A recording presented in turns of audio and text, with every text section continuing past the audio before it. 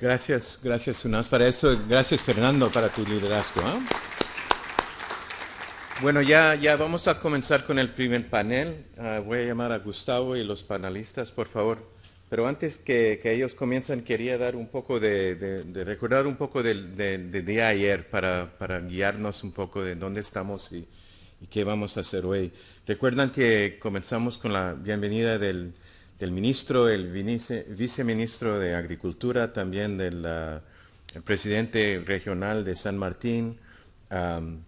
El segundo panel hablamos un poco o el primer panel fue un recorrido, voy a decir, de nuestros sistemas naturales, ¿no? Hablamos un poco de la situación de agua aquí en Perú y me gustó mucho la idea de que se trata agua, la gente de las montañas se trata agua como si es un ser vivo, ¿no?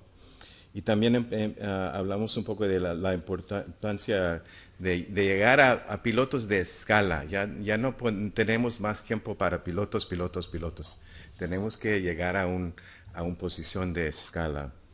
Y también una canción de Patti y nos soñó otra vez la urgencia del trabajo que estamos haciendo. El segundo panel empezamos hablando un poco de alineamiento en términos de políticas, ¿no? Incluyendo la fuerte presentación del representante de la realidad en Madre de Dios, un lugar que tiene muchas dificultades y fue una presentación, me parece, muy fuerte. Y también una presentación que fue una sorpresa, creo, para muchos de nosotros del banquero, del economista, que nos llamó la atención de que el sistema de capitalista va a fracasar si no podemos enfrentarnos bien con los asuntos ecológicos. Que este mensaje viene de un banquero es para mí una sorpresa grande. Bueno, ya hoy vamos a seguir en nuestro camino. Y vamos a comenzar esta mañana con un discurso sobre moderado por Gustavo, que va a tratar un poco de alineamiento de políticas nacionales, subnacionales y también regionales. Gustavo, por favor. ¿Por qué no llaman al panel al mismo tiempo?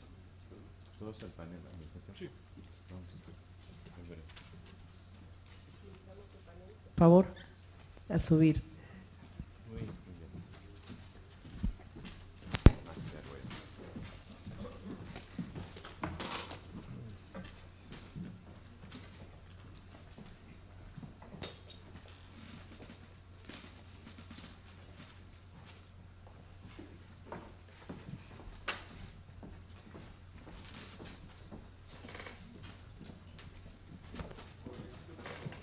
Pueden acomodarse. Bueno, buenos días con todos y con todas. Un placer estar aquí y debo mostrar mi satisfacción porque el panel se ha incrementado y ahora tenemos una cuota de género dentro del panel, porque ya esperaba yo que Yolanda nos iba a jalar las orejas por tener un panel solamente de caballeros, pero ahora con la incorporación de Karina en el panel creo que no está balanceado, pero casi. Okay. Ella compensa holgadamente la representación femenina en el panel. La segunda cosa que quería hacer es una especie de disclaimer, ¿no? A mí en realidad me gusta estar más al lado de los que van a responder que hacer las preguntas. Entonces voy a tratar de simplemente preguntar y esperar que ustedes respondan y no tratar de responder por ustedes. La idea hoy día rápidamente vamos a tener una primera pregunta igual para todos, en la cual queremos en unos 3 o 4 minutos cada uno desde su perspectiva nos pueda comentar cómo ve el tema de los servicios de los ecosistemas desde esta perspectiva de una relación nacional, subnacional o regional o estatal. En cada país es diferente el nombre, pero entre lo nacional y lo subnacional, en unos 3 o 4 minutos, y luego yo voy a hacer una pregunta para cada uno y posteriormente haremos preguntas del público. La idea es que las respuestas sean siempre lo más concisas posibles para poder tener 2 o 3 vueltas y las preguntas del público. Entonces, bueno, podemos comenzar en el orden en que estamos. Carlos. Perfecto. Bien, sobre la relación de los esquemas... Perdón. Yo no los he presentado, cada uno puede presentar su procedencia para que todos tengamos la información. Bien, bien. ¿Qué tal? Carlos Muñoz, soy economista ambiental. En México estuve involucrado en la creación del programa de pago por servicios ambientales a nivel nacional y es a partir de esa perspectiva que les hablo, sobre todo por la interacción que hubo entre el programa nacional y los emergentes programas regionales. Al principio, en nuestra evolución, el planteamiento sobre si debería ser local o nacional era importante en el debate, pero la verdad es que en términos de acción, el primero que estableció, así como SUNAS, un cobro en el agua para pagar por los servicios ambientales hidrológicos, ocurrió en México a nivel federal, en la Ley Federal de Derechos. Cuando emergió, los programas locales todavía no estaban solamente en el discurso. Con el tiempo empezó a ocurrir una cosa que tenía que ver con esta idea de los matching funds, de decir, si hay un programa local, entonces el programa federal, el programa nacional, entra a apoyarlos para que ustedes revelen sus preferencias. Y era una elección complicada, porque por un lado las cuencas atraviesan entidades, las cuencas en muy pocos casos corresponden a las divisiones políticas. Entonces, si había una cuenca que conectaba 2 entidades, de hecho convenía hacerlo a una entidad mayor. Por eso es muy importante mantenerlo a nivel nacional. También en términos de desconocimiento, si no sabemos cuáles son las zonas donde se recarga un acuífero, pues vale la pena pagar a todas las zonas prioritarias alrededor y no a lo largo de una zona.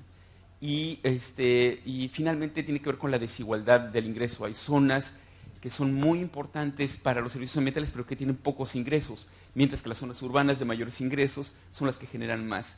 Entonces, también en ese caso, como federalismo fiscal, conviene tener esa conexión de los programas nacionales. Ahora, ¿qué es lo importante de un esquema local? Que se revela la importancia local. Puede ser que un bosque, una montaña, una cuenca en particular, una microcuenca, sea muy importante para una población, pero a nivel nacional fuera la segunda, tercera, cuarta prioridad. O sea, la gente de esa localidad tiene derecho a decir, bueno, aunque no sea la más importante a nivel nacional, sí es importante para mí, yo quiero contribuir, los ciudadanos de este lugar quieren contribuir y queremos aportar allá. Entonces, es una interacción que no es fácil y no se tiene que ir solamente hacia un lado, ninguno de los dos extremos, la combinación es lo óptimo. Gracias, Carlos. Antes de pasarle a Fernando, me ha hecho Carlos notar un tema que creo que es importante, y es que los diferentes servicios de los ecosistemas tienen diferentes públicos y por tanto diferentes mercados, unos más locales que otros, ¿no? Fernando, por favor. Sí, bueno, tengo la ventaja de haber pasado el video antes, con lo cual hemos dado un vistazo de qué es lo que estamos haciendo concretamente en SUNAS. Yo soy presidente del organismo regulador y hace 7 años hicimos la primera experiencia, digamos, a nivel desde el Estado en pago por servicios ambientales en Moyobamba, ciudad que creo que varios vamos a ir a visitar. Esa fue la primera experiencia en el Perú partiendo desde el Estado, y esta de Piuray que hemos presentado ahora, un poco mejor articulada, creo yo, y con mucho más monto respecto del impacto tarifario. Esperamos que sea también una experiencia exitosa, pero en ambos casos lo que hemos encontrado ha sido una articulación inicial de arriba de la cuenca con la empresa, ¿no?, para poder establecer y fijar cuáles proyectos iban a ser financiados por el organismo regulador a través de la tarifa. Eso es un elemento clave que tiene que surgir a partir, como decían los propios comuneros, del diálogo entre la comunidad aguas arriba y la ciudad, ¿no? Lo que nos está faltando en este momento es la gestión, ¿no?, la gestión de los fondos directamente para distribuir y supervisar estos planes que hemos incluido en el estudio tarifario para que estos tengan impacto, ¿no? Y tengan impacto pronto. Lo ideal sería tener un financiamiento, porque esto, lo que nosotros hemos creado ahora es un flujo, ¿no?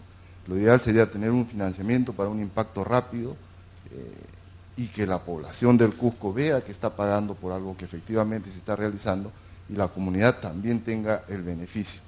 Lo que sucede es que, claro, la SUNAS tiene una herramienta que le ha dado, digamos, una ley a partir del año pasado, pero esta herramienta nosotros la hemos tomado como una política nacional para establecerlo en cada una de las empresas a las cuales estamos visitando y a las cuales le hacemos el estudio tarifario. Lo que está faltando es que en cada una de estas empresas haya esta comunicación ciudad-comunidad, ¿no? La sociedad civil está ayudando muchísimo en esto. La sociedad civil son las ONGs y los fondos como Forest Trend, TNC, pero todavía falta el siguiente paso, que es la gestión de estos fondos, ¿no? Vamos a hablar de eso también en la siguiente ronda, creo muy probablemente. William viene desde una experiencia diferente, ¿no? Y él nos va a comentar cómo es eso de apoyar una iniciativa de los gobiernos subnacionales a escala internacional. William, por favor. Thank you, Gustavo. Lo siento, no hablo español. I'm going to speak in English. I want to make sure that we have some language balance in the panel. Thank you for your patience. I did have one slide I wanted to show, if that's available. And I want to just say thank you to Katumba and to Gustavo and to all of the sponsors of this meeting. I thank you for the opportunity to be here.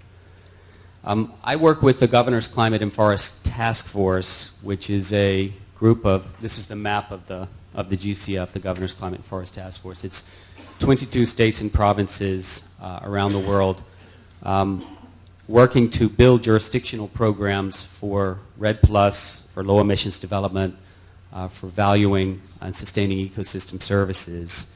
As you can see, there are 4 Peruvian jurisdictions that are members of the GCF: Madre de Dios, San Martin, Loreto, and Ucayali. They're all very new to the GCF, and we're very excited to be working with some Peruvian members. Our coordinator in Peru, Siam, and Jorge Torres. I think some of those folks are here today. I hope so. It's a real honor to be able to work with them. 1/4 of the world's tropical forests are in GCF states and provinces. About 75% of Brazil's tropical forests are in GCF states and provinces. About half of Indonesia's forests are in GCF provinces. The focus of the GCF is on subnational leadership and innovation. States, provinces, and regions are out in front in some ways developing these jurisdictional programs. And the view or the vision is that these are pathways to, but also the foundation of robust national programs. That is, the idea here is that climate change, forest conservation, the challenge of valuing and sustaining ecosystem services are not problems that can be solved using only a top-down approach, that we need top-down, but we also need bottom-up. And these subnational approaches are obviously important if they need to be nested within national frameworks and strategies. That's a critical part of the effort. But there needs to be space within these national frameworks for subnational leadership, for innovation, and for problem solving. I think we'll hear some of that from Dande and what ACRE is doing. ACRE is the chair of the GCF this year, and we are very grateful that they are chairing and leading the GCF this year. The jurisdictional approach, that is the idea of building a framework across an entire jurisdiction, can be an organizing framework or a focal point for bringing together many of the things that we've been talking about here over the last day or so, and particularly for bringing together the different sectors and the different actors, and for thinking broadly about ecosystem services. I'll just say a couple more things. The experience with the national and subnational alignment question varies within the GCF. It's different in Mexico than it is in Brazil, than it is in Peru, than it is in Indonesia. And these differences are very important in terms of finding a way to align national and subnational efforts and finding regionally specific pathways. I think the GCF is very committed within the big countries that it works to promote alignment and recognizes the need for vertical policy coordination and alignment, as well as the horizontal policy coordination and alignment that we were talking about across different ministries yesterday. But I think the key is to build on and enhance existing processes for alignment as they are moving forward on the ground. And I think that's what's exciting about what's happening here in Peru, and we really appreciate the leadership of Gustavo and his team. So thank you very much. Gracias, William. Dande, por favor, sí, desde la experiencia de Acre, que es una de las más adelantadas, ¿no? Sí, buenos días. Primero, muchas gracias a Forest Trends de Catumba por la invitación. Es un honor Acre está aquí pudiendo compartir e intercambiar experiencias, sea en nivel subnacional o nacional o a nivel de proyectos también y con otros departamentos que podemos ser hermanos de Acre, porque Acre y Perú están hermanados por una borda de más o menos 70% de nuestra borda, de nuestra frontera, están hermanadas con Perú. O sea, son hermanados por una frontera, por un bosque, por pueblos antiguos, ancestrales, que hacían sus intercambios culturales y también comerciales. Los indígenas de Amazonía lo traían la ayahuasca para acá y de aquí llevaban la sal. O sea, tenemos mucho más cosas en común. Las cuencas de Acre, todas están nacidas en Perú. Y ya tenemos también personas de Perú que viven en Acre hace mucho tiempo, como esa Mendoza aquí está, que hace un trabajo muy intenso, muy importante de esta integración. Y Acre también ha tenido esta experiencia como aclamada, como exitosa, como innovativa en muchos aspectos por sus políticas públicas, pero también con personas y liderazgos como Marina Silva, que es una acreana, o sea, Chico Méndez también, que son personas que traen la base de este proceso innovativo que el Estado de Acre lo tiene. Bueno, teníamos aquí que quedar mucho tiempo hablando de todo su proceso de los últimos 15 años, pero podemos decir que la cuestión de Acre, la base está en una decisión de desarrollar políticas públicas integradas. O sea, se mira que la cuestión de desarrollo social, desarrollo económico, la cuestión de conservación son puntos inseparables. Creo que Acre ha tenido éxito porque está buscando desarrollar un modelo que todavía no hay, como si mirar ejemplos, o sea, tiene que trabajar sobre los retos del pionerismo. Y más reciente, ya estamos desarrollando base todas estas políticas que antecedieron el sistema de incentivos a servicios ambientales, que se dice el CISA, donde se ha creado dos instituciones, que es el Instituto de Cambios Climáticos, donde la presidenta, la Magali Medeiros, está aquí, mi colega, y la Compañía de Desarrollo de Servicios Ambientales, a cual yo estoy hace 7 meses en la dirección. Tenemos muchos retos y claro, también muchos éxitos. Este sistema, como me ha dicho, no es un sistema de red, pero es un sistema que va más allá de red y más allá de carbono, porque en Acre estamos mirando los bosques no solamente como un espacio de estoque de carbono, o sea, el sistema está desarrollado para pensar carbono, para pensar biodiversidad, para pensar la agua, para pensar conocimiento tradicional y además, o sea, pensar una forma integrada de mirar los recursos naturales, conectado con un proceso de un modelo de desarrollo bajo también el uso de los productos. Entonces, Acre, antes del sistema de incentivos a servicios ambientales, desarrolló políticas de ordenamiento del territorio, también con creación de áreas protegidas, o sea, de definir dónde se va a hacer la protección, Acre incrementó hasta 48% de su territorio bajo protección con áreas protegidas.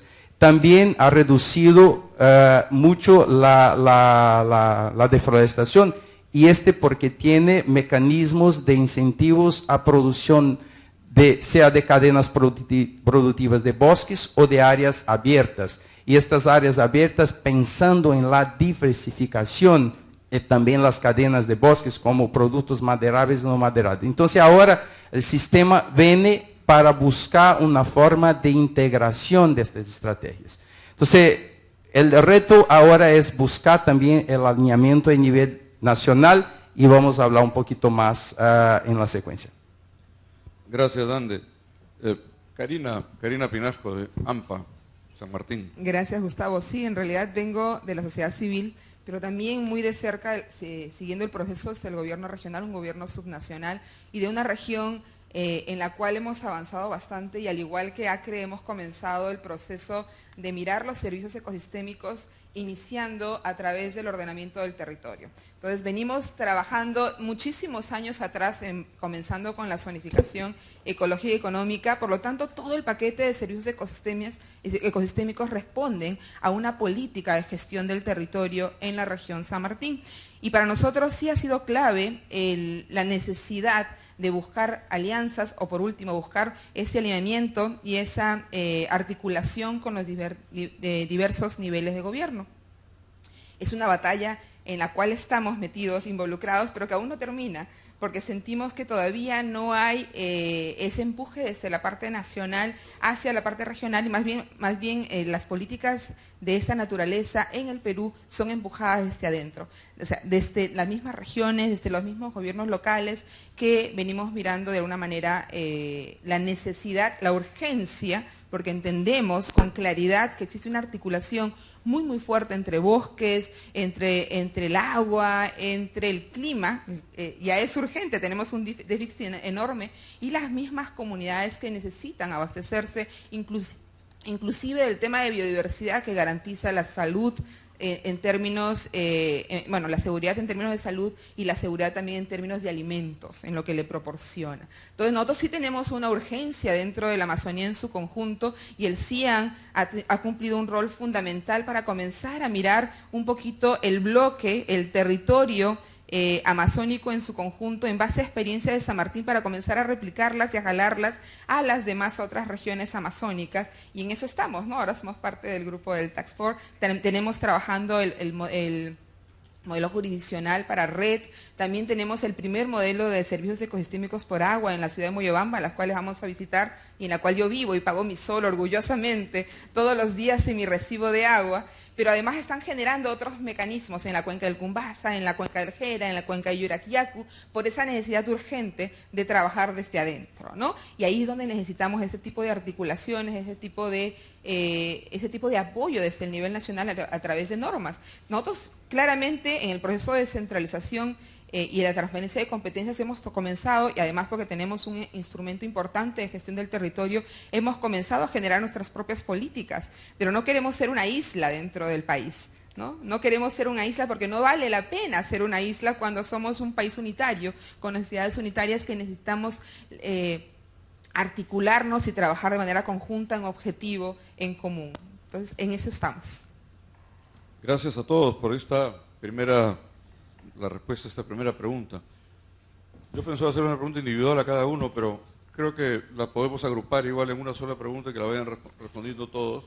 Y ahora sí quisiera enfatizar, o que enfaticen ustedes en sus intervenciones, el tema de la relación entre lo nacional y lo regional. Karina y Dande han adelantado algo sobre eso, pero diera la impresión de que este es un proceso que viene surgiendo en muchas regiones, en muchos países, desde abajo.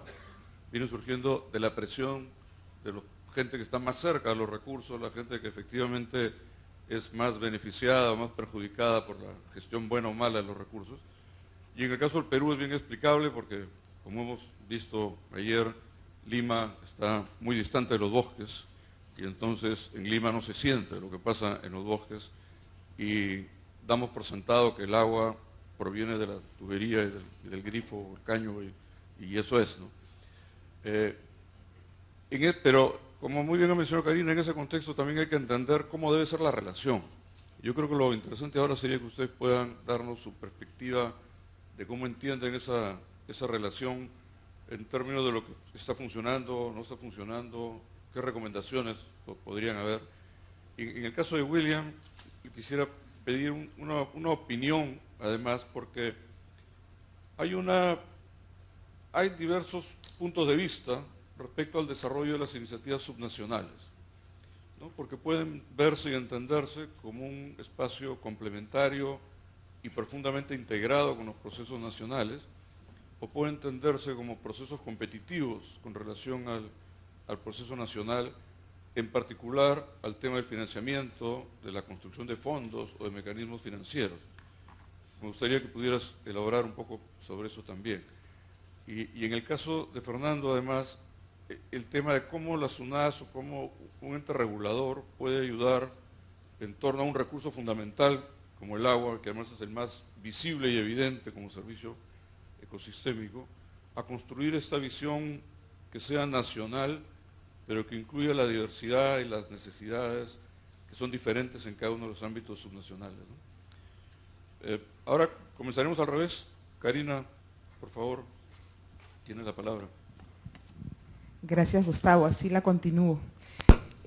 Bueno, en realidad necesitamos tener una relación netamente colaborativa. Necesitamos ver cómo colaboramos en estos procesos. Hay cosas que están en marcha a nivel subnacional que necesitamos que el gobierno nacional también los mire y comience a apoyar y colaborar y acompañar en el proceso más allá de solamente querer dirigir, ¿no? Necesitamos sí un marco de políticas, pero nosotros estamos más cerca, dentro del principio de subsidiariedad que está en la ley de descentralización, somos los que estamos más cerca, los que podemos ejecutar las actividades, los que podemos ejecutar los programas y por lo tanto también ver mejores resultados. Necesitamos celeridad también en la toma de decisiones y esto está involucrado no solamente en la parte metodológica, que tenemos que ponernos de acuerdo para ver cómo empalmamos y cómo compatibilizamos, sino también en el dar las normas, justamente en esos lineamientos, en esas políticas, porque los procesos adentro están avanzando y están corriendo. No podemos esperar a un gobierno nacional un poquito más lento, esperando que los del desierto entiendan un poquito la dinámica de los bosques, de la Amazonía. Necesitamos avanzar a la velocidad que los que adentro estamos avanzando, ¿no? Entonces, por lo tanto, yo creo que esa relación colaborativa necesita también celeridad, velocidad y asumir riesgos también. No podemos esperar que todo esté perfecto para lanzarnos a la piscina. En nuestra tierra es bien común decir, y en varias partes del Perú, que en el camino se acomoda la carga, ¿verdad? Vamos acomodándonos la carga haciendo. Necesitamos avanzar con eso. Luego, el tema de descentralización es clave. Ayer lo conversábamos, se descentralizaron un montón se han transferido un montón de competencias, pero no hay descentralización fiscal. A las regiones que queremos hacer las cosas dependemos mucho de terceros, de cooperación, de la ayuda de la sociedad civil. Bueno, eso también es una oportunidad, porque yo vengo de la sociedad civil, pero tenemos un gobierno regional que muy bien ha dicho, son mis aliados, vamos a trabajar juntos en este proceso y vamos para adelante. Pero se le ve mucha deficiencia en términos de obtener financiamiento para poder implementar esas políticas territoriales en las cuales están involucradas. Y otra de las cosas que sí, yo lo veo como reto, y no solamente a nivel de alineamiento, sino lo veo como un reto importantísimo, es cómo optimizamos el uso de los recursos. Estamos, desde mi punto de vista, metodológicamente hablando, algo parecido a lo que tú decías ayer, ¿no? Vemos que existe metodología para red, una metodología específica y muy detallada, además muy costosa además. Tenemos metodologías para pago por servicios o retribución por servicios ecosistémicos, que le paran cambiando de nombre además, ¿no? que es otra complicación, pago, compensación, retribución y todo lo demás. Cuando podríamos, o otros relacionados que están empezando a trabajarse el tema de compensación, por ejemplo, podríamos ver cómo sumamos para tener un paquete completo, o sea, no verlo como servicios totalmente diferenciados, ¿no? Sino más bien es parte de la integralidad y es parte de una misma canasta. O sea, tenemos varios huevos dentro de una misma canasta y eso atribuye a nuestra exgerente que siempre ponía ese ejemplo en la mesa, ¿no? Tenemos que mirarnos como un territorio, como una unidad Tenemos que tener esa visión ecosistémica, por lo tanto, tenemos la necesidad de también ver qué cosas de cada uno de estos procesos son atribuibles y cooperan y de alguna manera se pueden ir compensando en los otros procesos. No empezar todo de cero, por lo tanto es un costo adicional y también un dolor de cabeza adicional para los que estamos involucrados en estos procesos. Gracias, Karina. ¿Dónde? Bueno, mis comentarios son muy alineados con lo que Karina está diciendo, pero acrescentaría la cuestión de cómo poner la discusión de servicios ecosistémicos como parte de la discusión de las estrategias de desarrollo, sea a nivel nacional, sea a nivel subnacional. Y eso es fatal, no se puede tener una cosa aislada solamente de ambientalistas discutiendo esto. Es una discusión de desarrollo, por tanto tiene que involucrar las otras áreas de gobierno también, como por ejemplo finanzas. No se puede estar discutiendo solamente con el Ministerio de Ambiente o de Medio Ambiente. O sea, tiene que incluir otras áreas de gobierno y poner la discusión como el desarrollo sostenible también lo tiene. Otra cosa es que creemos que las experiencias que vienen desde la base, desde donde se está manejando los recursos y se está en contacto con las frentes, por ejemplo, cuando se dice sobre la degradación de los bosques, o sea,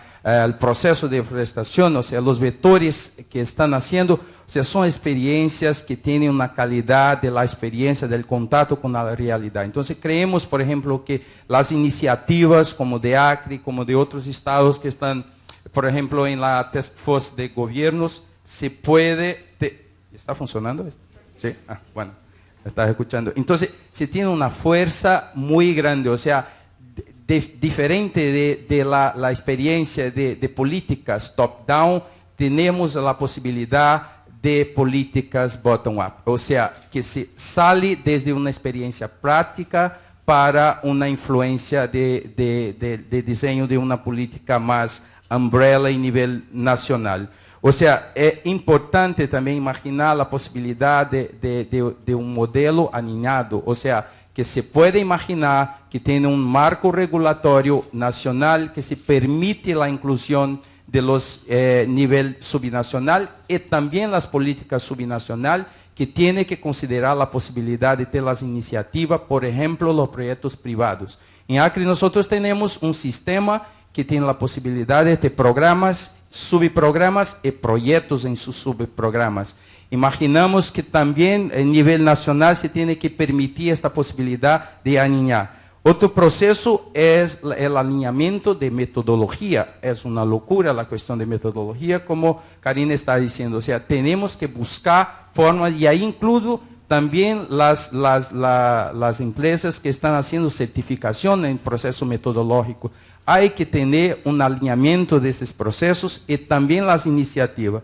La cuestión de monitoreo, creemos que la posibilidad de monitoreo en nivel local se puede ser más exitoso y sobre todo con más acuracia de monitoreo del proceso de degradación de los sistemas de servicios ecosistémicos. Claro, en una cuestión de distribución de beneficios. Nosotros estamos en Brasil muy alineados en la discusión, o sea, tiene work groups para se discutir porque tenemos dos iniciativas, una del Ministerio de Medio Ambiente y otra del Congreso Nacional. Acre participa, como otros estados también, con una task force nacional de sus gobiernos y también alineado con la task force de gobiernos subnacional con GCF. O sea, tenemos aquí, por ejemplo, esta publicación que hace muy poco salió con las recomendaciones de estados amazónicos brasileños para el gobierno nacional incorporar estas recomendaciones. Y algunas de que estoy hablando aquí ya están en el documento y mi sugerencia que puedan leer. Y también tenemos más dos puntos. La cuestión de mercados se tiene que pensar junto en nivel nacional y subnacional. ¿Por qué no solamente desarrollar las políticas?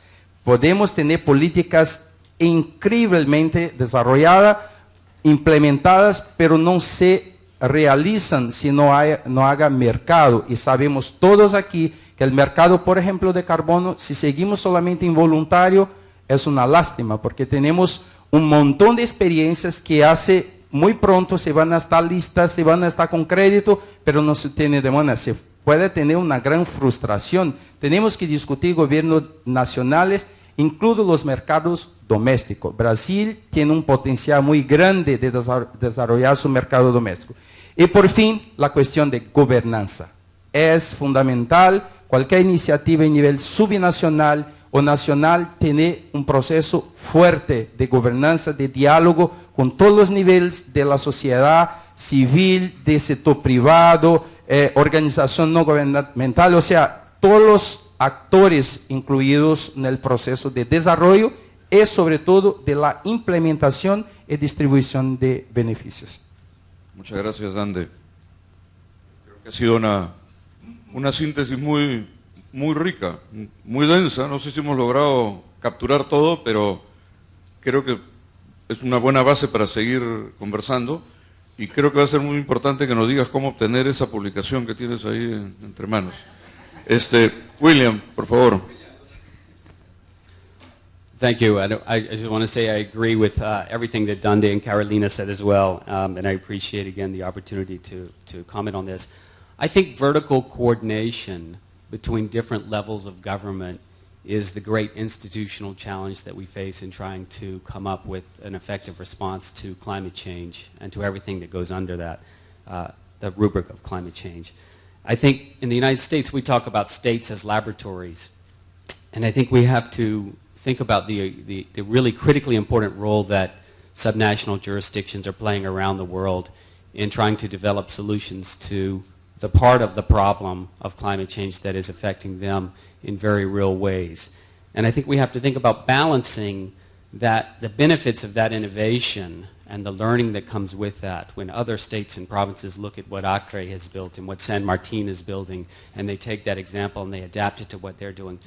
Those are tremendously important initiatives and processes, and we need to balance the benefits of that against the costs that come from the loss of efficiencies with a sort of top-down approach, with a single framework, if you will. And those are real costs. That's a real trade-off that we have to think about very carefully, and it's going to play out differently in different countries. But I think if you believe that we don't know what's going to work in terms of the institutions, the policies, the legal frameworks, that we don't know which path is going to actually stick and get traction because politics changes all the time and there are many different obstacles in the way, then I think we should err on the side of more innovation, more experimentation, right? I think we need to think of climate policy in this particular context as innovation, as how do we drive policy innovation and create space for policy innovation. And I think we do need to worry about harmonization and alignment. Absolutely, it's very, very important. But it may be that creating more space for innovation makes things messy at first, but we get more innovation that can help us move forward going forward. I think also that groups of states working together, as the Brazilian states are doing in producing this report, for example, and engaging in dialogue with the national government, engaging in dialogue with themselves, as is happening in Peru as well, with the leadership of San Martin and others. That's a better process for alignment than having sort of individual jurisdictions trying to align with the national government.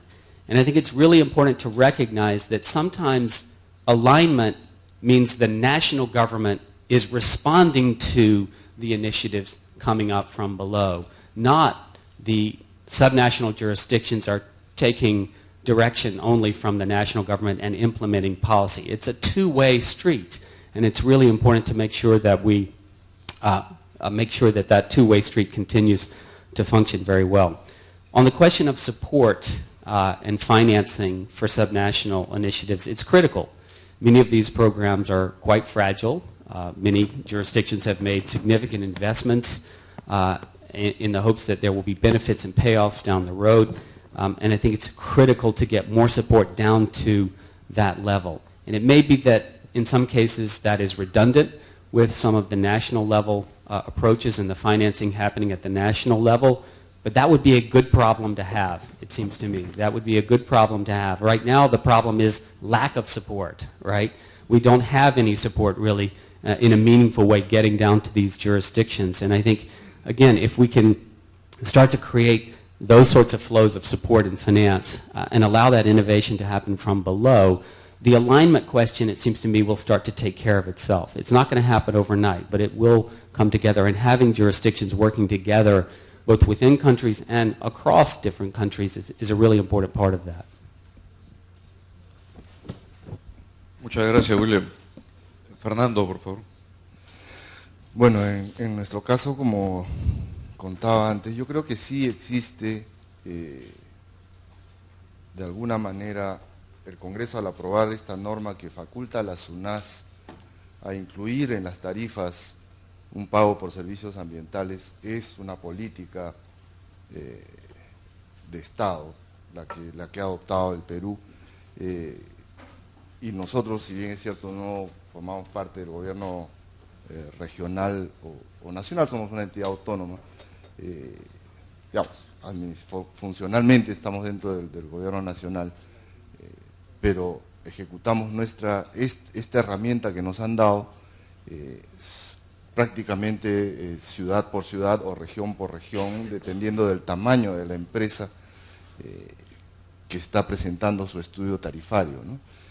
Y, digamos, esta aplicación de la norma solamente es un artículo.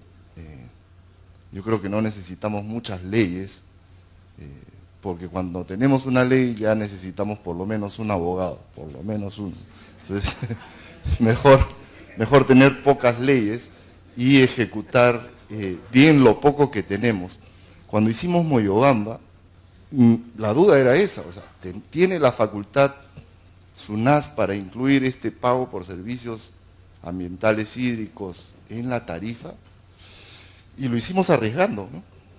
Con Karina. Espero, bueno, han pasado 7 años, no he tenido ningún proceso por esa norma, por esa tarifa. Espero que no lo tenga, o que haya prescrito en todo caso. Pero lo seguimos haciendo, lo hemos hecho con Piuray también así, y vamos a ir ahora a Bancay a hacer una reforestación, en también una laguna que está a las alturas, Rontococha. Esperamos avanzar con Tilacancha, en Amazonas, ¿no? Vamos a hacer la segunda etapa, la segunda tarifa de Moyobamba, y sí, efectivamente los procesos van de abajo hacia arriba, y ya tenemos un respaldo legal, cosa que podemos estar tranquilos para seguir avanzando y no perder, creo, el ánimo en esta ardua tarea de efectivamente proteger los bosques, el medio ambiente, las lagunas, y todo lo vinculado al recurso hídrico, ¿no? Muchas gracias, Fernando. Carlos, tú tienes, creo, muchos temas para comentarnos con relación a esa vinculación y a cómo ha sido el proceso en México y cómo viene siendo también, ¿no? Sí, yo básicamente lo dividiría en dos. Hay una parte en la cual es la demanda la que jala los nuevos procesos, y otra es en la cual la oferta es lo que empuja. Y lo que tenemos realmente es una diversidad. Por ejemplo, en el caso de agua, ahorita que platicamos de SUNAS, fueron los organismos que manejan el agua los que van y piden a las comunidades: quiero un servicio ambiental. Entonces la demanda la que jala el proceso, se sientan a la mesa, y si se fijan, lo que salió no fue vamos a conservar los bosques como primera prioridad. Lo que salió en el video fue vamos a hacer que las aguas residuales de las poblaciones que van a dar a la laguna ya no lleguen y vayan a un tratamiento.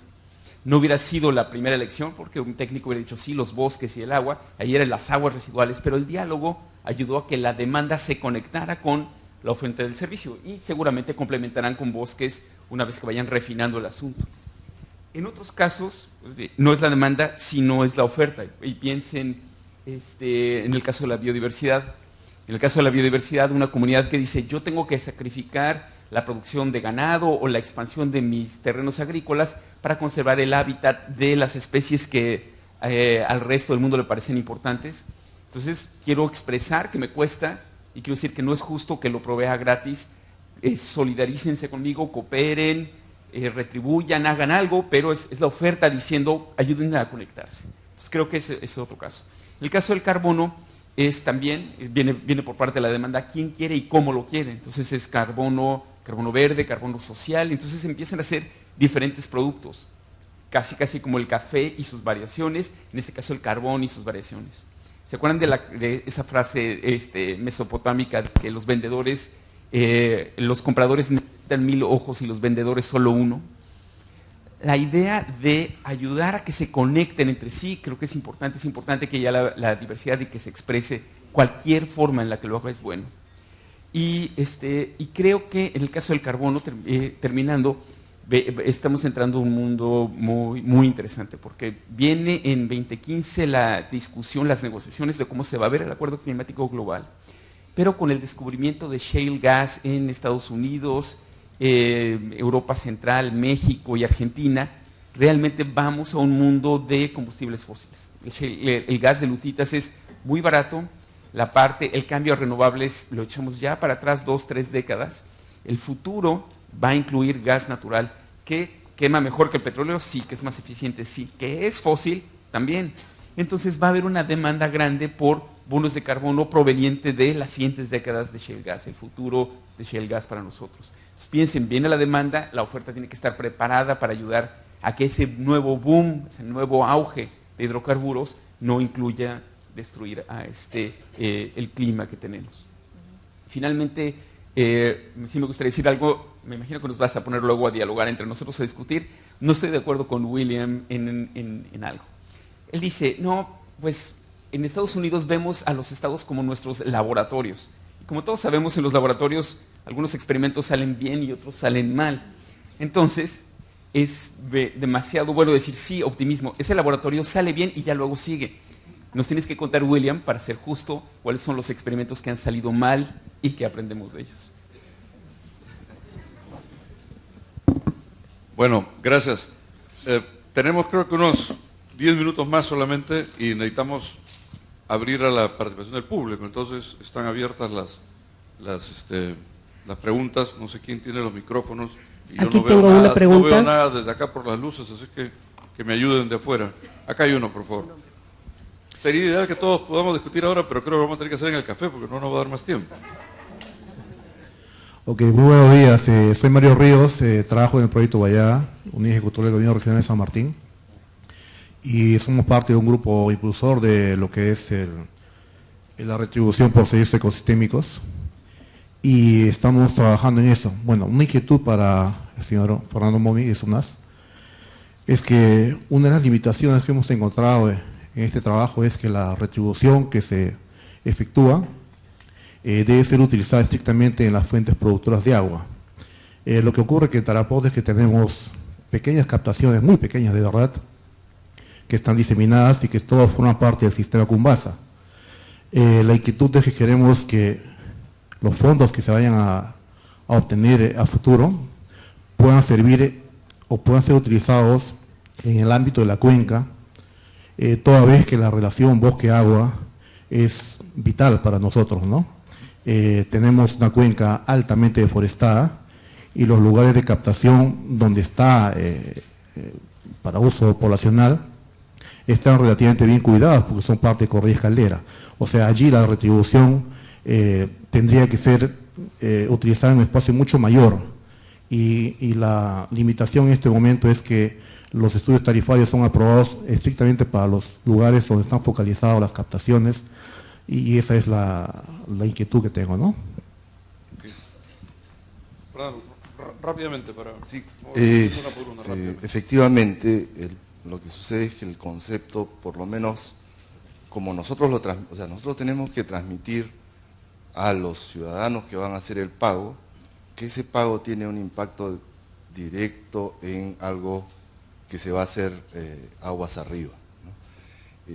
Es difícil justificar cuando ya está muy alejada de la cuenca, porque digamos, ustedes entenderán que esto que se discute hoy acá es muy incipiente en el Perú todavía, desgraciadamente, y entender que un bosque muy alejado va a impactar su fuente en el futuro o en el corto plazo, en el mediano plazo, es complicado. Sin embargo, yo lo que creo es que hay cosas que debemos hacer y que podemos seguir ejemplos de otros países para financiar esa protección de la cuenca, ¿no? En Colombia, por ejemplo, todas las tarifas eléctricas, todos los ingresos por tarifas eléctricas, 1% va a un fondo que justamente va a financiar aquellos lugares que no están pues cerca de un centro urbano y que tienen que ver con un pago por servicios ambientales directos, ¿no?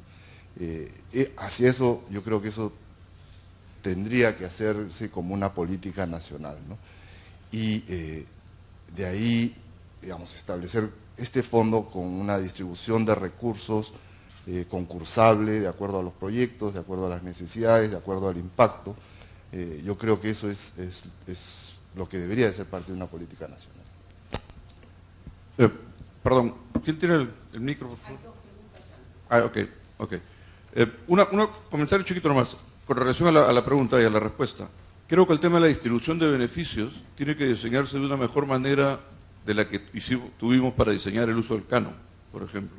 Porque lo que tenemos que tratar es de que el uso no sea perverso, sino que beneficie de manera más amplia y por diferentes mecanismos, ¿no? Habían dos preguntas, que tienen los micrófonos, por favor. Oye, los que tienen los micros. Gracias a los presentadores al inicio por su presentación, estuvo muy interesante. I have a question to Mr. Boyd.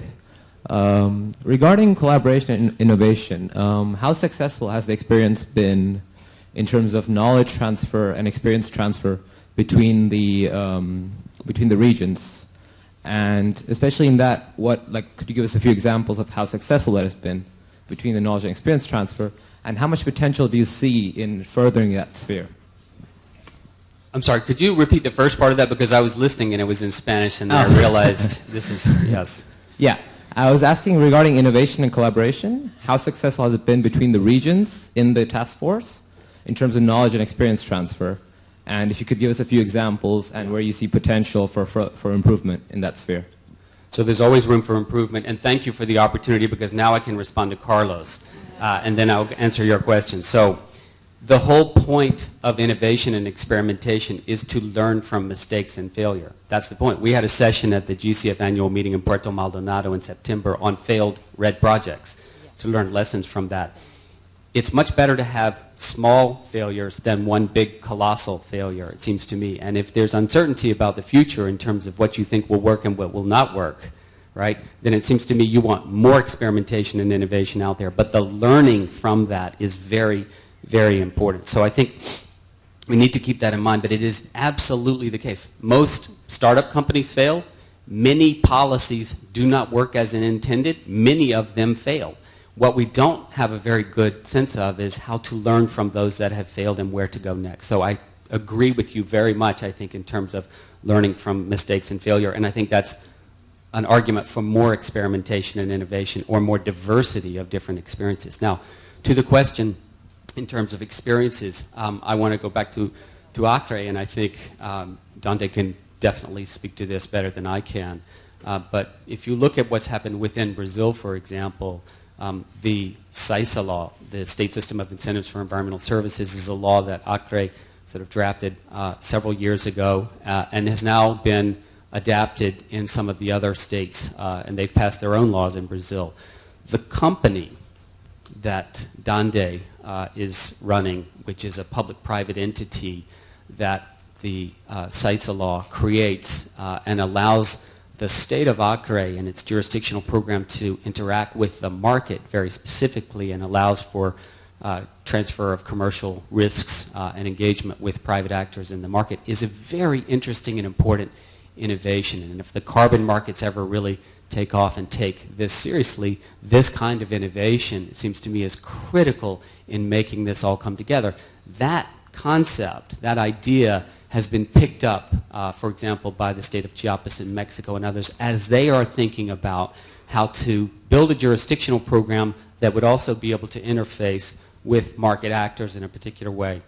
So that's one example. Another example is the broad experience across GCF jurisdictions with building multi-stakeholder processes. And again, that varies across all of the different jurisdictions, but what Acre did in particular in terms of many, many years of building out this process and having multiple stakeholders at the table in terms of their effort to draft the law and build the institutions for this has been, I think, a real lesson that other jurisdictions have looked at and said, this is not something that you can do overnight. This is something that takes a lot of time and actually getting the process in place and embedded within a legal framework that will survive any particular political administration. And governors come and go, right? And they have different priorities. But keeping a process going underneath that is a lesson that I think other jurisdictions have looked at across the GCF and seen how do we build that given our legal context and keep this process moving forward. Continuity underneath the political turnover is a really important part of this.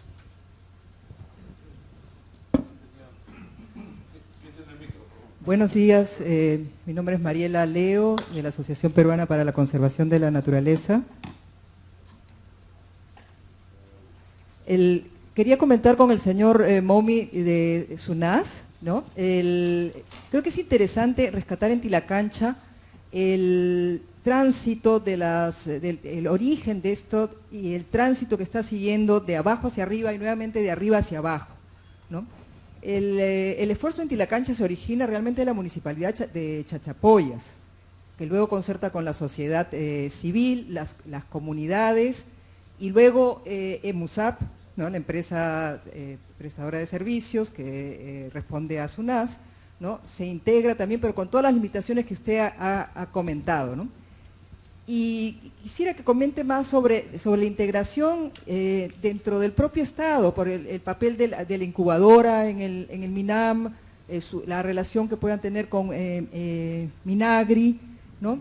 Y aprovechar para mencionarle que el 28 vamos a lanzar el fondo virtual para Tilacancha con el apoyo de ICA, de AID, para tratar de integrar justamente, retomar la integración de los diferentes intereses, en el buen sentido de la palabra, de los diferentes intereses que hay para el agua de Tilacancha, y tratar a través de un fondo virtual de evitar todas estas limitaciones legales que no permiten que todas las partes interesadas realmente puedan aportar para hacer la compensación en Tilacancha. Pero quería pedirle, por favor, si puede comentar más sobre la integración de arriba hacia abajo y de abajo hacia arriba en este ejemplo, porque creo que, al igual que el de Moyobamba, va a ser un modelo bien particular para el país.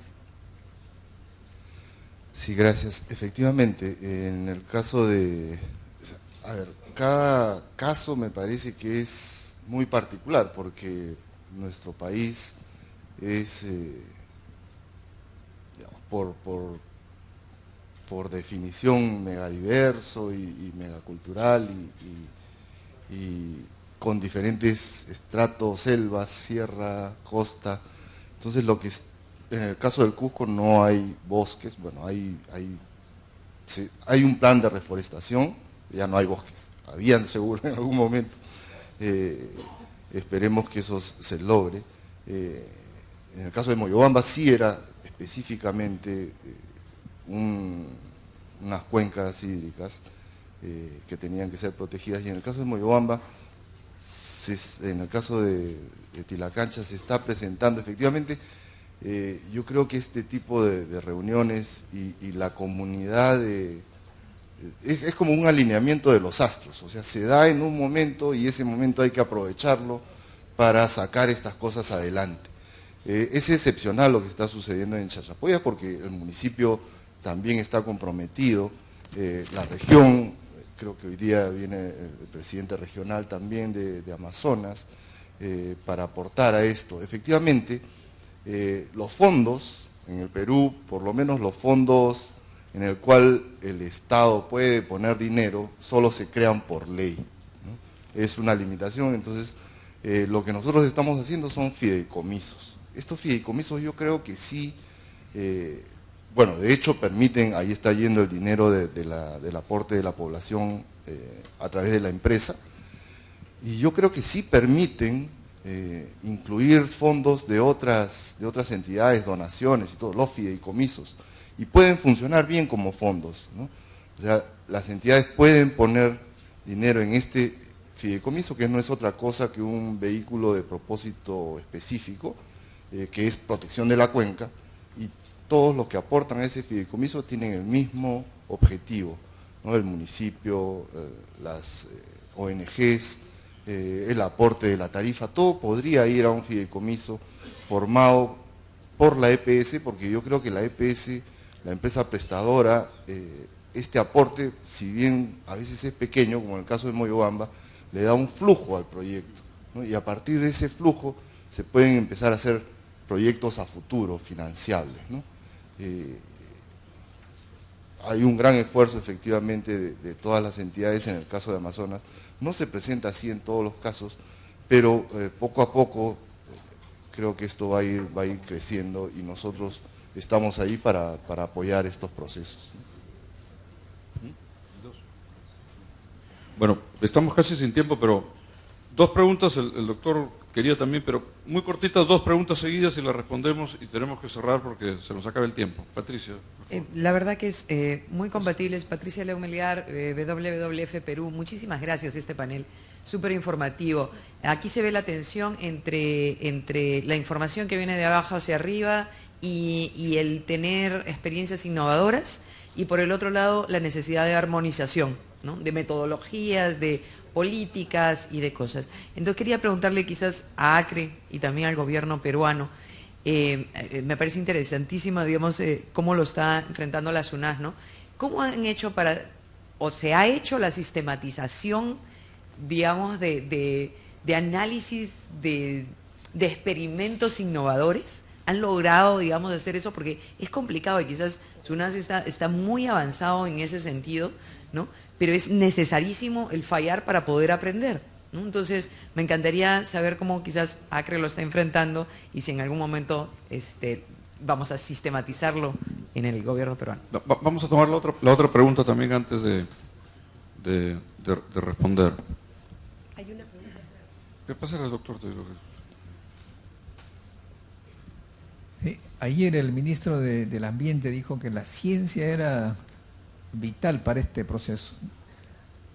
Para el señor Alberto Tavares y también a Fernando Momí, ¿cómo en Acre y en el Perú se está organizando? ¿Quiénes son los que dan la información científica sobre los recursos hídricos? Si estos están siendo coordinados, centralizados, hay directivas claras. Por lo que veo, me da la impresión que no hay, pero de repente hay una sorpresa en la respuesta.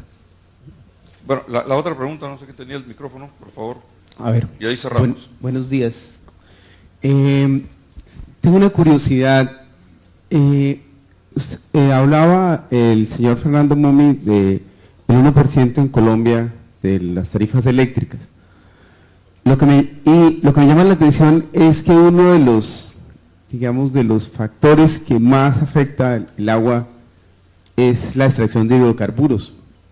Pero de la extracción de hidrocarburos no se está hablando de cómo esos recursos pueden generar o pueden irse a investigación para reemplazar combustibles fósiles, seguimos apostándole a lo mismo, o digamos a atender la afectación que hay de aguas, porque el proceso de hidrocarburos trae mucha agua, digamos, consume agua mucho más a veces que las poblaciones.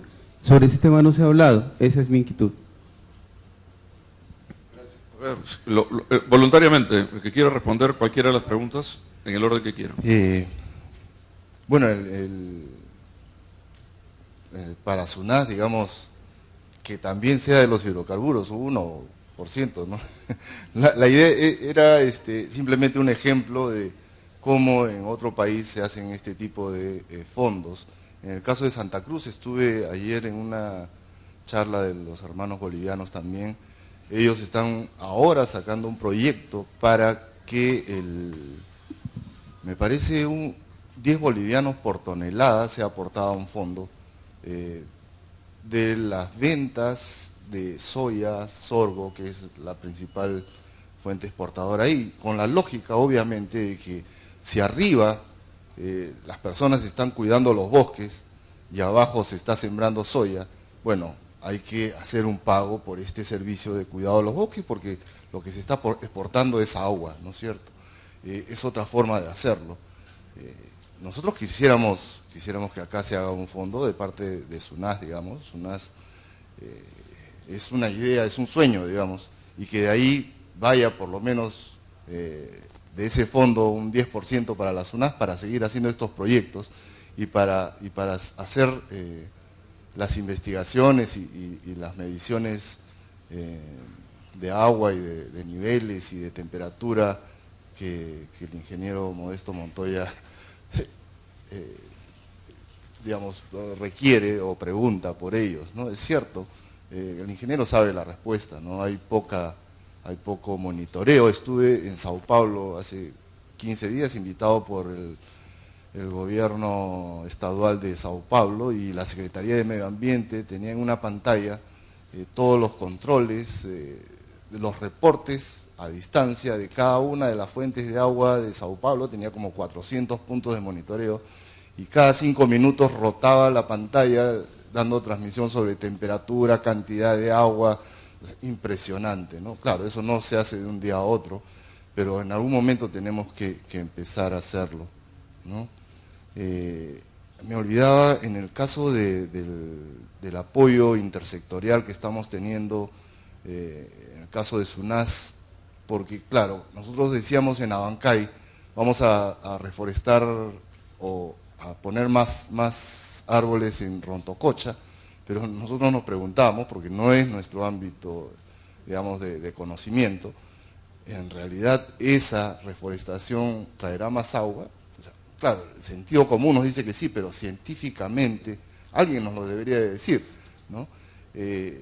Efectivamente el MINAM nos está apoyando en este caso para hacer investigaciones hídricas que efectivamente van a tener estos impactos, ¿no? Necesitamos eso, necesitamos ese tipo de investigación. Bueno, se nos ha acabado el tiempo, nos han sacado tarjeta roja, pero tú querías decir algo, pero sí, cortito, por favor. Algo muy chiquitito, cortito. que creo que las posibilidades no se han agotado. Lo de la SUNAS y el tema de público-privado o público-público son los más tradicionales, pero el Gumbasa está haciendo una innovación muy interesante, que no lo mencionó Mario, es el trato entre privados, entre arroceros, si no me equivoco, y las comunidades nativas para suplir un poquito esas deficiencias. Por lo tanto, también llevarlos a ser mucho más innovadores en estos procesos. Con respecto al tema de sistematización, lo de Rumillacu y Mixquillacu ha sido sistematizado en una primera etapa y ahorita estamos en la búsqueda a través de incubadora de proyectos del MINAM trabajando el tema de la sistematización y bueno, y los procesos que están en marcha buscamos recoger toda esa información para poder tener lecciones aprendidas. En el caso del MINAM, en el caso de Moyobamba también hay un libro publicado por el MINAM, ¿no? Que está bien, o sea, el MINAM lo sacó y ha recogido esa experiencia y la ha sistematizado, me parece excelente. Bueno, Dande, por algunos favor. segundos solamente, Patricia, muchas gracias por su excelente pregunta. O sea, la cuestión de sistematización, como Karina ha dicho, no queremos ser una isla, o sea, Acre tampoco quiere ser una isla, como mirándose como el ejemplo mejor. Acre no es perfecto, hay muchas cosas que se han hecho, que no se ha dado exitosa, y nosotros estamos buscando, sí, aprender con estos errores y mirar cómo podemos buscar la forma distinta. Sí, hay un proceso ahora muy temprano que la GIZ con la CEPAL ha hecho una sistematización de un estudio juntamente con el gobierno de Acre para mirar los últimos 15 años de políticas de desarrollo económico, social. Y tenemos resultados increíbles, como por ejemplo Acre ha reducido su deforestación y al mismo tiempo ha incrementado muchísimo su PIB, o sea, su Producto Interno Bruto. En el mismo tiempo Acre salió de la última posición de más o menos 27 posición del Estado en Brasil en educación para niños, por ejemplo, para la posición entre los 10.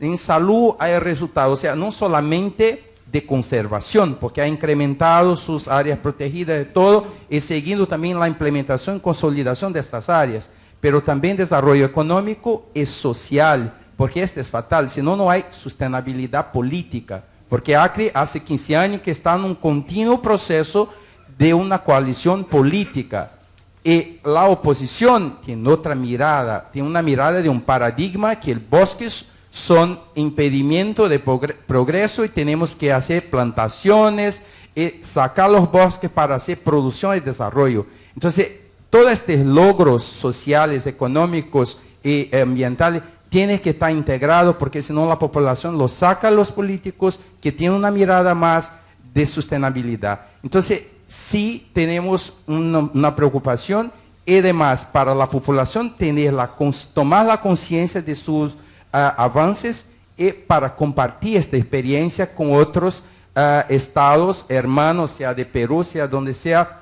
Y por fin, yo tuve 10 años en BBF y tenía en la oficina en Acre, y estaba siempre decía al gobierno, tenemos que trabajar la sistematización. Buscamos una cooperación sur-sur, haciendo un paralelo con el estado de Sabah en la Malasia.